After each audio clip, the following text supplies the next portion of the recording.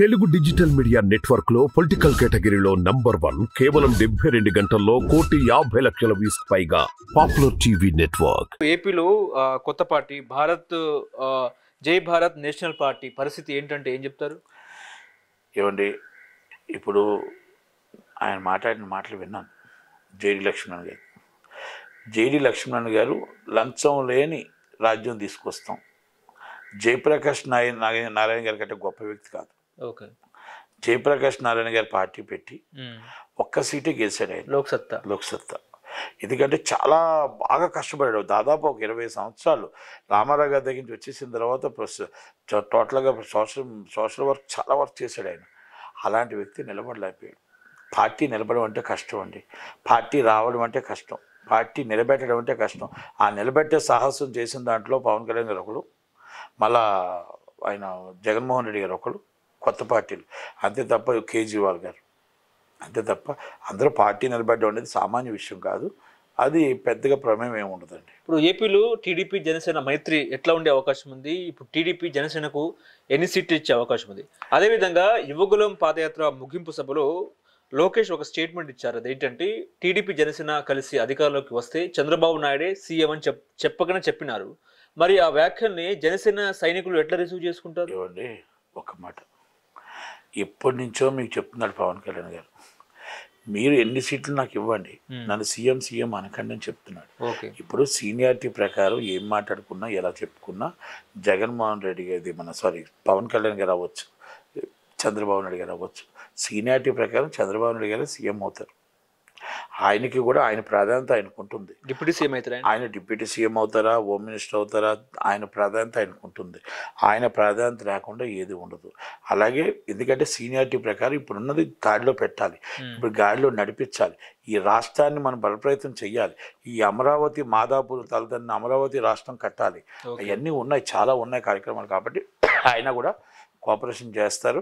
జన సైనికులు కానీ టీడీపీ కార్యకర్తలు అర్థం చేసుకొని ఒక్క ఓటు పోనివ్వకూడదు, ఒక సీటు పోనివ్వకూడదు. మీరు పడ్డ 5 సంవత్సరాల కష్టాన్ని గుర్తు తెచ్చుకోండి. మీరు పడ్డ 5 సంవత్సరాల కష్టాన్ని, మీ మీద కేసుల్ని అన్ని గుర్తు తెచ్చుకొని మనం కసితో పనిచేయాలి. మన మీద పడ్డ కష్టాలు కానీ, లాఠీ చార్జీలు కానీ, మన మీద ఉట్టుకుట్టిన కేసులు కానీ ఇవన్నీ కసితో పనిచేస్తే అది చంద్రబాబు నాయుడు గారు జనసేన రెండూ గెలుస్తాయి తప్ప మనం ఏదో ఇప్పుడు మనం యాంటీగా వెళ్తే అది 100% మళ్ళీ జగన్మోహన్ రెడ్డి గారు ఫేవర్ అవుతుంది. ఏపీలో రెడ్ బుక్ పాలిటిక్స్ గురించి ఏం చెప్తారు? రెడ్ బుక్లో అందరి పేర్లు రాసుకున్నానని లోకేష్ గారు చెప్పడం జరిగింది. ఈసారి ఇలాగ ఉండదండి. కంపల్సరీ ఆఫీసర్స్కి అయితే మన లాస్ట్ టైం జరిగిన దానికంటే చాలా ఎక్కువగానే ఉంటుంది ఈసారి. ఎందుకంటే సీరియస్గానే తీసుకుంటారు. ఎందుకంటే ఆఫీసర్స్ ఏ ఎండకు ఆ గొడుగు పడతారు కదా కొంతమంది.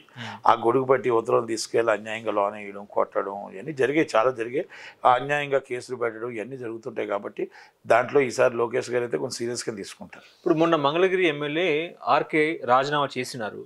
నెక్స్ట్ ఏంటంటే జగ్గంపేట ఎమ్మెల్యే కూడా రాజీనామా చేసి టీడీపీలోకి వస్తారనే వార్తలు వస్తున్న పరిస్థితి. ఇంకెంతమంది ఎమ్మెల్యేలు క్యూలో ఉన్నారు? ఇంకెంతమంది ఎమ్మెల్యేలు అసంతృప్తిగా ఉన్నారు? అంటే ఒకటండి, ఇక్కడ రావటానికి సీట్లు కావాలంటే సీట్లు లేవు. ఇక్కడ సీట్లు ఇవ్వడానికి ఆటోమేటిక్గా టీడీపీకి ఒక ఏరియా నుంచి 3 4 పోటీ ఉన్నారు. కనుక ఇక్కడ ఉన్న టెన్షన్లో ఇక్కడ ఉన్నారు. కాబట్టి నెక్స్ట్ వస్తే గవర్నమెంట్ వస్తే గవర్నమెంట్లో ఏదైనా చేయగలుగుతారు తప్ప, ఎందుకంటే కొన్ని సీట్లు జనసేనకి ఇవ్వాలి, బీజేపీ వస్తే బీజేపీకి ఇవ్వాలి, మళ్ళీ టీడీపీకి ఇవ్వాలి. టీడీపీకి ఎన్నో సంవత్సరాల నుంచి అందరూ కూడా వెయిటింగ్, ఒక్కొక్క ఏరియా నుంచి 3 2 ఉన్నారు. కాబట్టి వాళ్ళకి న్యాయం చేయాలి, వచ్చిన వాళ్ళకి న్యాయం చేయాలి. రావటానికైతే చాలామంది సిద్ధంగా ఉన్నారు. దాదాపు మొత్తం 50% ఖాళీ అయిపోద్ది.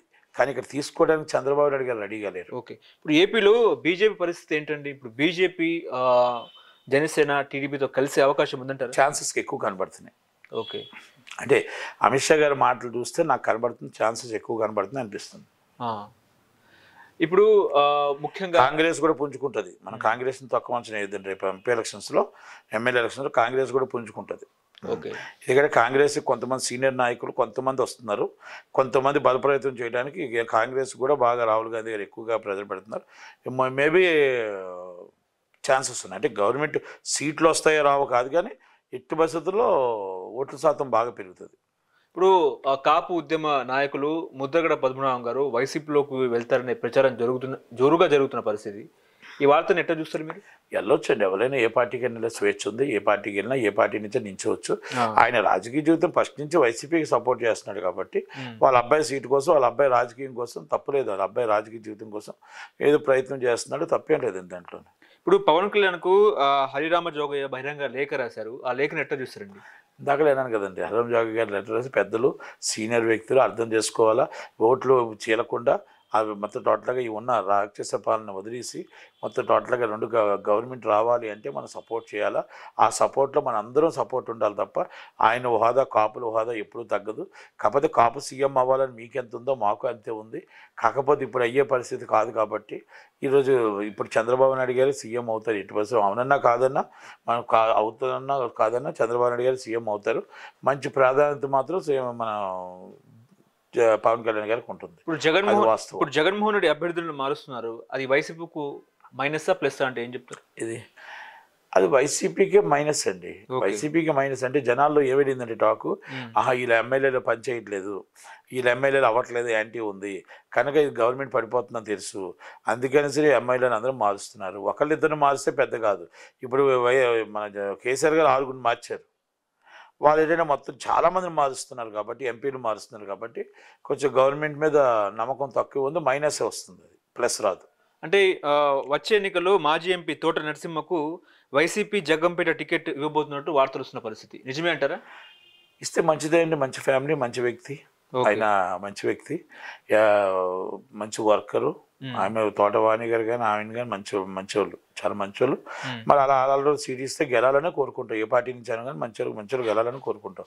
ఎందుకంటే ఆ ఎంపీ చేశాడు, వాళ్ళ కుటుంబం ఎన్నోసార్లు ఎమ్మెల్యే చేసింది, వాళ్ళ మామగారు కూడా సీనియర్ మినిస్టర్ చేశాడు, చుక్కల రామచంద్రరావు. ఓకే.